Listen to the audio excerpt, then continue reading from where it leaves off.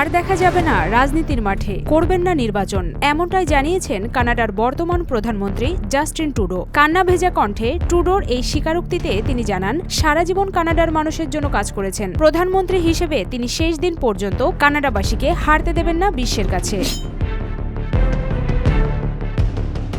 প্রধানমন্ত্রীর পদ ছাড়ার পর ক্ষমতাসীন জোটের প্রধান দল লিবারেল পার্টির পার্লামেন্টের নিম্নকক্ষ হাউস অব কমন্সের দলনেতার পদও ছাড়ছেন বলে জানান ট্রুডো। শুক্রবার তার বিদায়ী অনুষ্ঠান উপলক্ষে মন্ট্রিয়লে এক সভায় একথা জানিয়েছেন তিনি। এছাড়াও তিনি জানিয়েছেন, অংশ নেবেন না পরবর্তী নির্বাচনে, থাকবেন না রাজনীতির মাঠে। কানাডাবাসীর কাছে গ্রহণযোগ্যতা, বিশ্ববাসীর কাছে শ্রদ্ধা থাকলেও শুধু ট্রাম্পের পছন্দ নয় বলে প্রধানমন্ত্রীর পদ, দল, এমনকি রাজনীতির মাঠও ছাড়তে হচ্ছে ট্রুডোকে। আর তার এই চোখের পানির জন্য ট্রাম্পকেই দায়ী করছে সমাজ মাধ্যম। এদিন লিবারেল পার্টির মেম্বারদের কাছ থেকে আনুষ্ঠানিকভাবে বিদায়ও নিয়েছেন তিনি। রাইডিংয়ের সদস্যরাও তাকে বিদায় জানিয়েছেন অশ্রুসিক্ত নয়নে।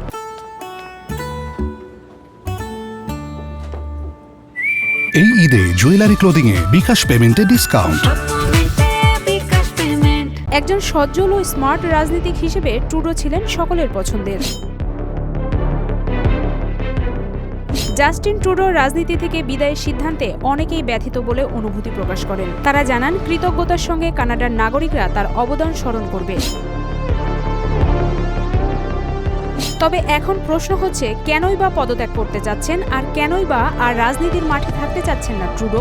সম্প্রতি ট্রুডোর সঙ্গে মতভেদের জেরে অর্থমন্ত্রী ক্রিস্টিয়া ফ্রিল্যান্ডের পদত্যাগ ইস্যুতে শোরগোল শুরু হয় কানাডার রাজনীতিতে।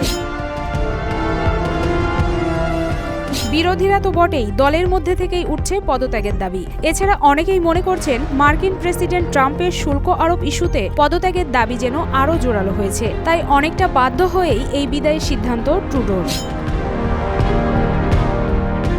2013 সালে লিবারেল পার্টি যখন গভীর সংকটে নিমজ্জিত, তখন দলের দায়িত্ব নিয়েছিলেন ট্রুডো। 9 বছর ধরে লিবারেল পার্টির এই নেতা কানাডার প্রধানমন্ত্রী হিসেবে দায়িত্ব পালন করছেন।